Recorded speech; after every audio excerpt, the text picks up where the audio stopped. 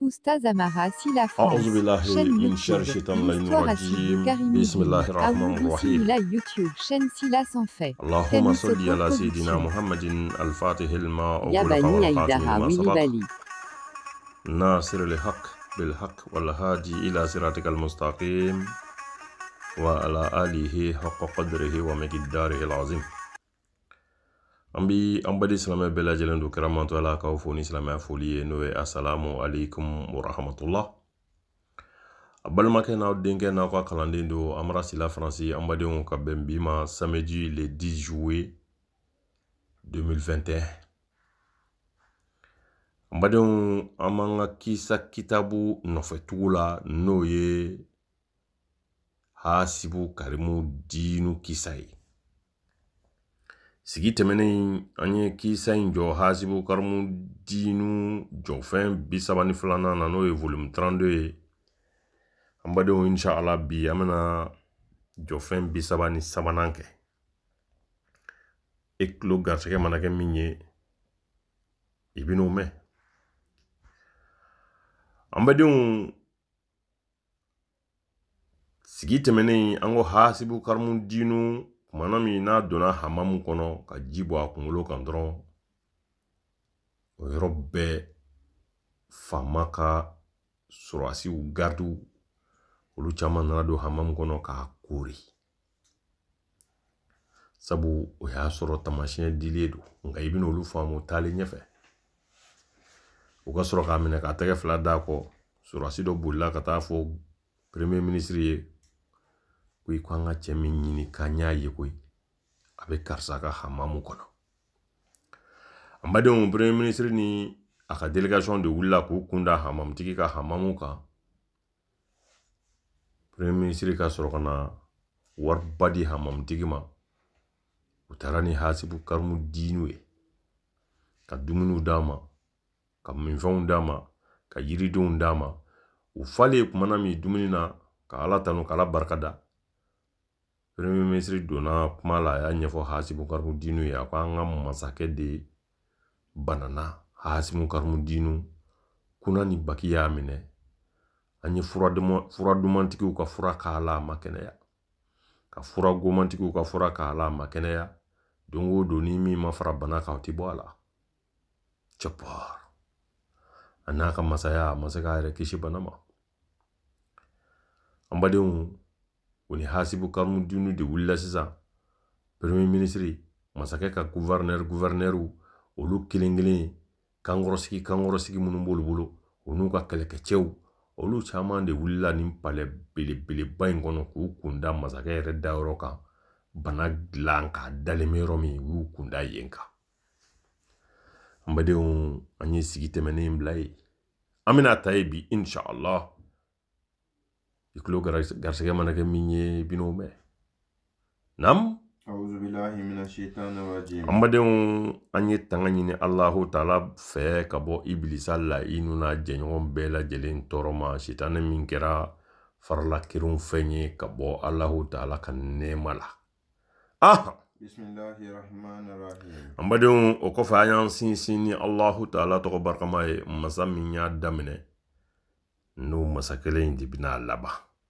anyan sinsini wahidul qahar toy anyan sinsi ni masa toy masamingo suratul yasin aya bi duruni kelenana ako nufiqa fi suri fa iza hum min al ajtasi ila rabbihim yansilun ako kumanami ni lahara sangasira ni burufiera ako burufie kofe ako ibina adamadenw bela jelinye saya jigina beka benni borala iti fu yi dumakolo ka ni kaburu chamate ala ko kofe he burum na fiet kunyo wulili la kwani akono wulili ngira kumanami anamadeni bela jelen wulile ton bambane imaka yamaru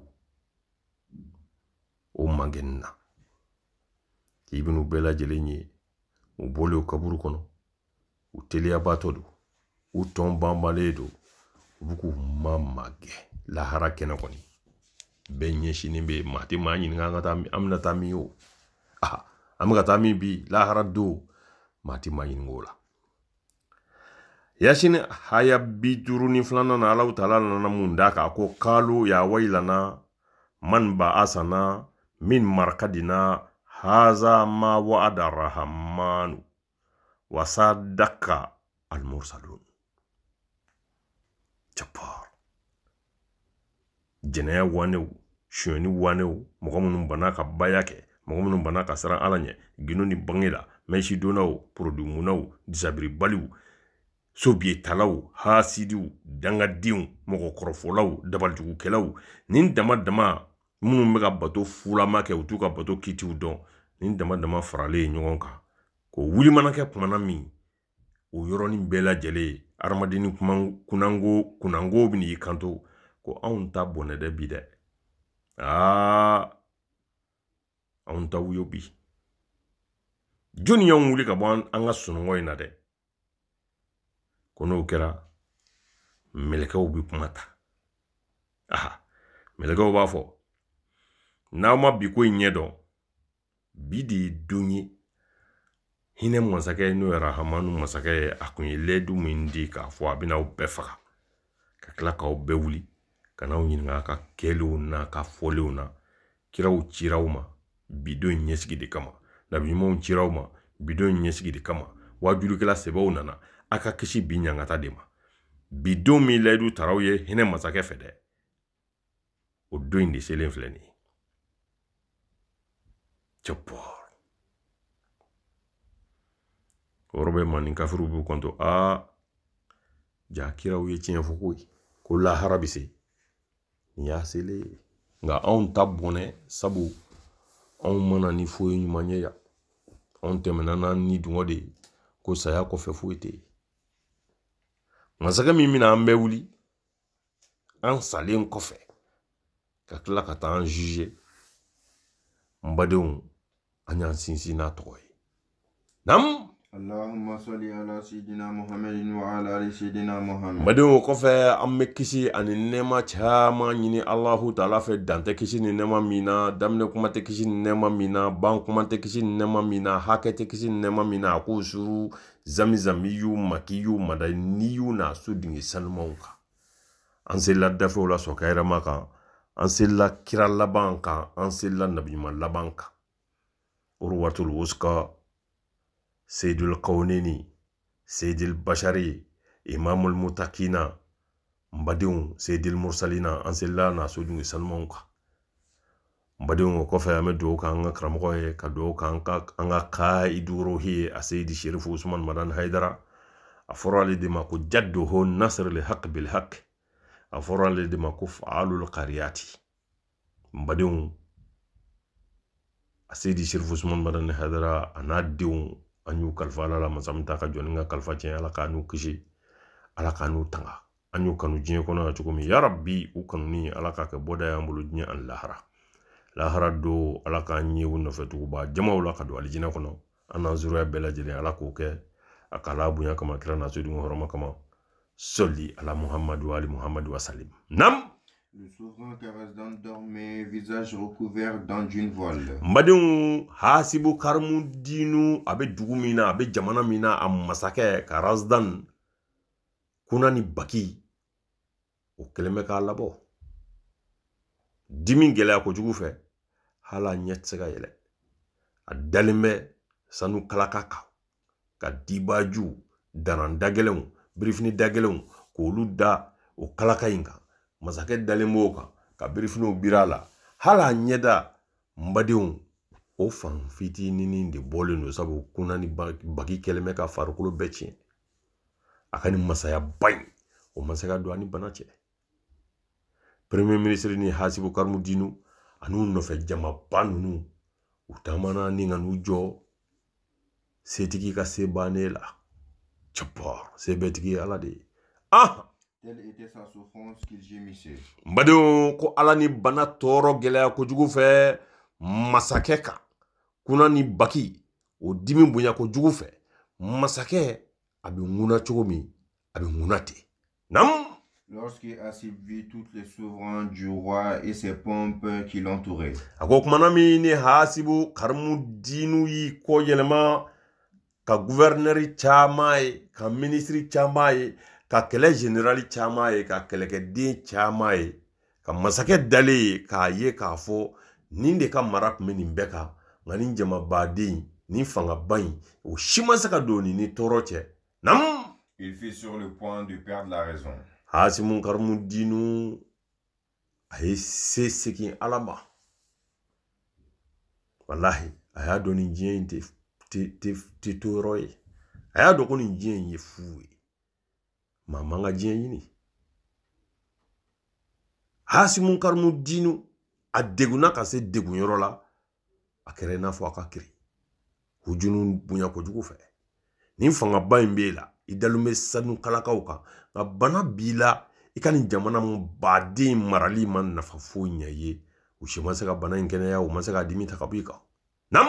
Il baissa le sol devant lui et fit ses prières pour sa guérison. Hasimu karmu dinu a nana ka gɛrɛ masakɛ la k'i suuli bonya kama masakɛ ye o kɔfɛ a ye duwawuba kɛ masakɛ ye a y'i mabɔ mɔgɔw la dɔɔni n badenw a ye jɔko fila seli k'a tɛgɛ jan a bɛ ka ala deli n'ala dugulen tɔgɔw ye ala bɛ se ka masakɛ kɛnɛya cogo min. Une fois terminé, le grand vizir qui s'appelait Shamour s'approcha et lui souhaita la bienvenue et le fit s'asseoir sur le trône majestueux à son droite. Kumana mi ni Hasibu karmu dinu klara ka ala deli la a n'a ka nafila jɔko fila seli la premier ministre min ye mɔgɔw bila ka taa nɔfɛ n'o ye Shamhuru ye o ye Hasimu karmu dinu tare k'a ta tɛgɛ ma ka na sigi masakɛ ka kala ka kunyanfan fɛ masaya chaise dɔ dilannen bɛ sanu la ye ka Hasimu karmu dinu sigi ye masakɛ kiniyanfan fɛ. Les tables furent dressées et les repas furent servis. Ils mangèrent et buvèrent et lavèrent leurs mains. O kɛlen kumana mi o tilara tuguni ka na ni dumuni ye dumuni minnu ni dumuni kɔrɔlen ninnu tɛ kelen ye ka na ni minfɛnw ye minfɛn minnu ni min tɛ sugu kelen ye ka na ni yiriden nɔniya bɛɛ lajɛlen dɔ ye k'u ka dumuni kɛ sabu ni mago bɛ adamadennin kɔnɔta la k'a sɔrɔ i b'a nisɔndiya u nana ni tɔgɔkojiw ye u y'u tɛgɛ ko ni ka dumuni kɛ. Une fois terminé, Shamour se leva enfin et toutes ses assistants se dressa en signe de respect. Mbadenw kumana mi ni dumuni kɛra ka ban tɛgɛ ko jiw nana tɛgɛw kura ka tɛgɛw jɔsi serviettew la ka daw jɔsi ka ban ka yiridenw dun ka minfɛn dumanw min ka ban tuma min Shamhur n'o ye premier ministre ye a wulila ni k'i jɔ sisan a b'a fɛ ka Hasibu karmu dinu yɛrɛ a minɛkun ɲɛfɔ a ye nka premier ministre wulila k'i jɔ dɔrɔn ni jamaba in gouverneur tɔw fɛn fɛn bɛ yen ministre tɔw fɛn fɛn bɛ yen kɛlɛ général fɛn fɛn bɛ yen surasi fɛn fɛn bɛ yen aide de camp fɛn fɛn bɛ yen bɛɛ girinna ka wuli k'i jɔ ministre kana wuli ka jɔ k'anw sigilen to a kana n'an bɔ an place la bonya kama ministre ye nam.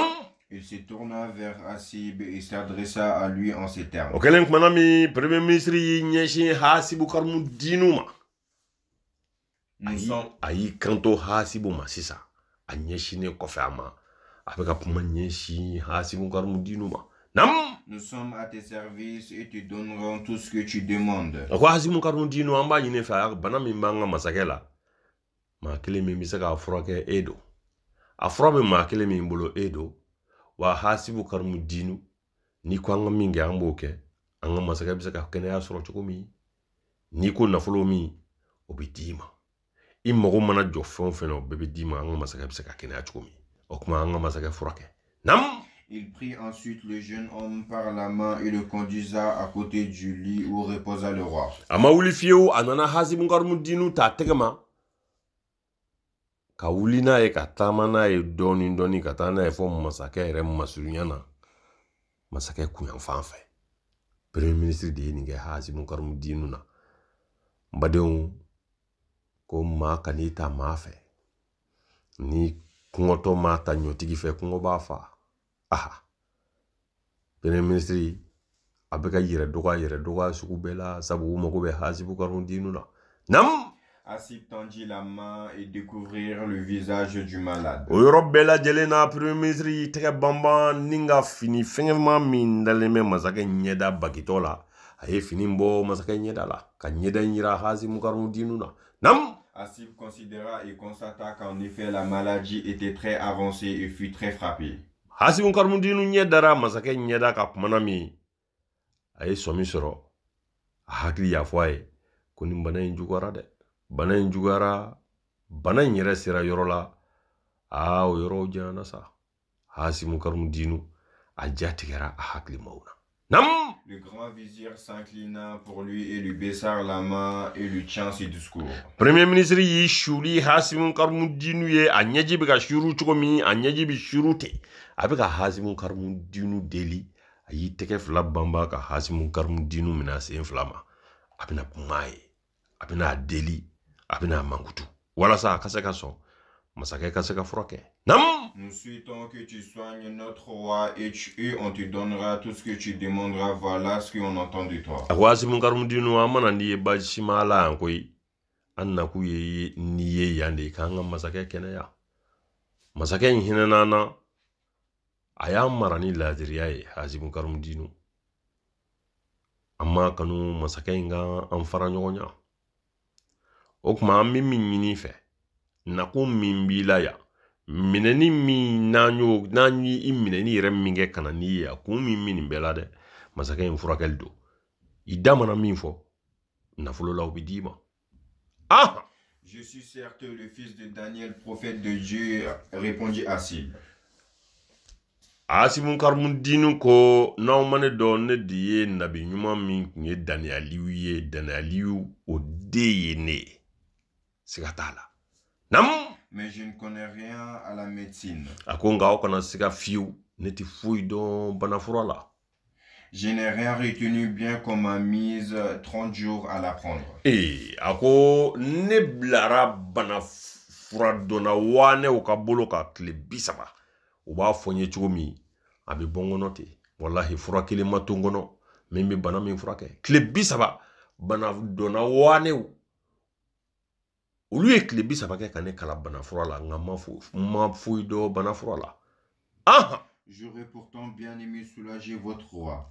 hasibu ko wallahi premier ministre akadne ka masaka nkene ya parce que nyi masaka ere droit hine mine akenali ana furakeli o kadine re bi kateme awka sabu ahine o yendu zugun soro ka yeni masa bayin babulo ni sanu bayin babulo ni jom hake chama babulo ngani shima nafanya sabu ni shima saka bana dibita ka bwaka nam Inutile de nous tenir de longs discours, dit le grand vizir. Premier ministre ko hasibu karmudinu itabliku ibika nenja foya hasibu karmudinu amina kobo klongela ka ke sebe sabu eti makapuma me hasibu karmudinu eti horonje nyoye eti muzala hammoye manga bere kanga karabadi ki jakuya okuma kanana mana kanshifwanye ya atna do anklo fe Sache que Hasib, tous les médecins d'Orient et du Maghreb réunis pourraient ne pas soigner mieux que toi. Ako hasibu karmudinu anye koron dokotoro ni klibi dokotoro bela jelen faranyonka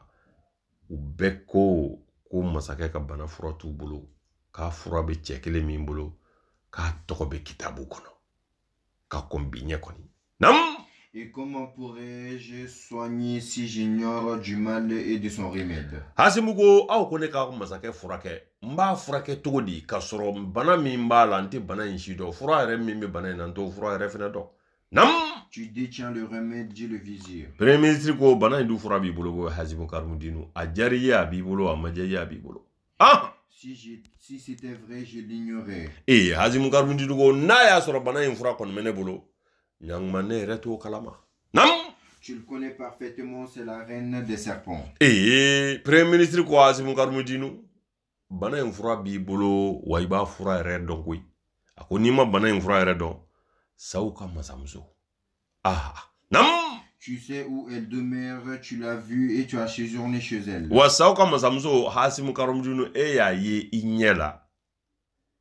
Ay wati jangi nyonka. O kera yoro mi angon mo yorodo. Nga uda luba ambulo ke ya ye wa ye wati jangi nyonka. O kuma onga masaka kenali. Amako bodi la walmangi kungolobi kandala. Nam! Lorsque Hassib eut entendu ces mots, il comprit que la cause de tout cela était son entrée au hammam. Hasimu karumdinu ni kuma nume aklola kumanami. O yoroni bela jele a hagli jigina sauka masamzo ka kumala. Oko hasimu karumdinu. Ne bora kenema kata I faso la. Ibina ti ko hamam la. Ni tari ko hamam la. Eka hamamu doni kibiti kuye. Ode beke nega saya sababu ye. Ola hasimu karumdinu. Nti jeni iblali ka bo fiu. Sauka digen kono ya. Fika ledu dinema ki tite ko hamamu la. Mbadon hasimu karumdinu yo ledu gelenta sauka masamzo bolo kumanami. Ni kuma infora ye yoromi. A hakli jigina sauka masamzo ka kumala. Ka fo sauka masamzo ka fagali sababu bina bo aleka hamamu tagal de la. Nam! Hassib se dit à quoi pouvait servir de regretter ce qu'il avait fait. Oyoroni mbela jele na hasimu karumdinu. Ani kumana irefe. Ani kwa makwa hasibu. Nimisa ye dangede. Iye kujuku keo. Ye ledu minta ima ledu dafa. Aha. Ibi joni kungo korosa. Nam! Hassib continua à nier. Hasimu karumdinu o benata amasonga jwala fiu ko sauka masamzo kalino nyonye kaba yorodo. Comment la reine des serpents pourrait-elle me servir de remède alors que je ne la connais pas? Ako premier ministre yere lafia afula ko yakanga mo mi mina netewu. Sauka masamzo bisaka furad ne ma chogodi. Walma obisaka dalud ne ma chogodi. Mime masaka ka bana kenea. Kasro nere nyeni sauka masamzo nyema dajonka. Obisaka ke chogodi. Oye kaba ko da premier ministre. Nam! J'ai jamais entendu ce nom. Iflaka ni kuma min foni ne hasimu karumdinu ka nyene ma be ma delikani to ko menklo la ka fo sauka masamzo ko bi nyene ma la koni. Ma to ko remefiu. Nam! J'étais même pas au courant qu'un serpent pouvait parler. Nere kunda kala manga nyene ma la ka fo sa re bisaka kuma. Nyanda mandini ne ka kuma ka be famu. E de flako be foni sauka masamzo la. Ne kuma delikani chime ka soro ayeni mbedo. Nam! N'est donc pas, lui répondit le grand vizir. Premier ministre ko hasimu karumdinu damagele ya dabla. Aha, iki joy sona. Chefo hasimu karumdinu. Dalumunu mamulo yelama baludo. Aha. J'ai la preuve que tu connais et que tu as séjourné chez elle durant 2 ans. Hasimu karumdinu dalu bangene baumbulo ya ke sanfla ke sauka masamzo ka dinge kono. O sanfla kono ayi kala donula donimi nyogoma di aramadenima. Nam! Je ne suis donc pas fou, je ne sais pas de quoi vous êtes en train de parler. Hasimu karumdinu ko fatene la ante la to ya abaka ni minfo. Nema ni puma ishi famu. Aka ni puma fota nu. Ndiga ni famu fiu. Nam!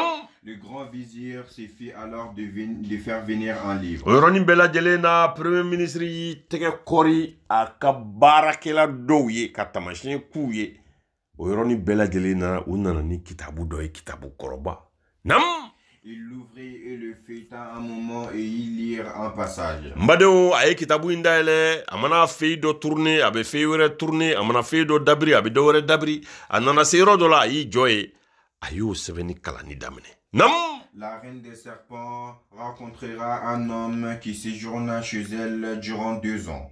O kitabu gafe a sebeni mo kono ko sauka masamuso ani aramadeni do de bina nyonye dinge kono sanfla aramaden bo ka no fe sauka dinge kono abe kisa ola kalaye abe banaforo dama abe donu dama donmi nyonte adamadeni na wa o chainde o di toye hasibu karemudinu nam.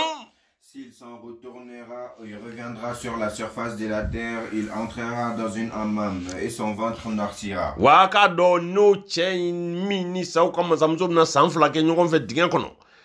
Nu abina sauka masamzo kadimu ya kaka kerefe ka abunya ninga tare ubina ja abina doni chamani dalu chamandama na bora sauka masamzo ka dinge kono dongodo. Au bina doni tamashen minye. Amino tamashen di foye. O tamashen ye na bora sauka masamzo ka dinge kono kanaso. dongo do n'a tara hamam na k'a ko a do hamam kono hamam ji kɛ a kunkolo kan a kɔnɔbara bɛ fin a bɛna ye hamam kono mɔgɔ bɛɛ lajɛlen b'i cogo kɔrɔ la nka ale kɔnɔbara fini bɛ kirikisi ka tɛmɛ mɔgɔ tɔw kan o ye tamasiyɛn de ye saw ka masamuso ye dɔnni minnu d'a ma o tamasiyɛn b'a kɔnɔbara la nam. Veux-tu nous montrer ton ventre, Hasib? Premier ministre ko Hasibu Karmudinu komi a kɛra damagɛlɛya ye sa a kɛra tubanciya ni kalabanciya ye nin sɛbɛnfɛn min bi yan Hasibu Karmudinu nin bɛ san ba caman bɔ an bolo yan kunfɛ kumaw tɛ don nata kumaw de don wa a tile siri filɛ de ya bi o kuma n'i ye sɔsɔli ye su koli ni dugu jɛli la kɛnɛma ci panparanpa de Hasibu Karmudinu guloki sama ka bɔ i kɔnɔbara la n k'a ye nam. Quand Hasib montre, il dit: Manami ni Hasibu Karmudinu y'a kɔnɔbara yira. J'ai toujours eu le ventre noir depuis ma mère m'a mise au monde. A ko a y'aw yɛrɛ lafiya ne kɔnɔbara fini don nka ne ka nin kɔnɔbara fin ma kɛ hamamu kɔnɔ koyi depi ne ba ye n bange don min kana diɲɛ na ne kɔnɔbara fini don kirikisi nin cogo in na yan nin y'aw tulo garisɛgɛ ye.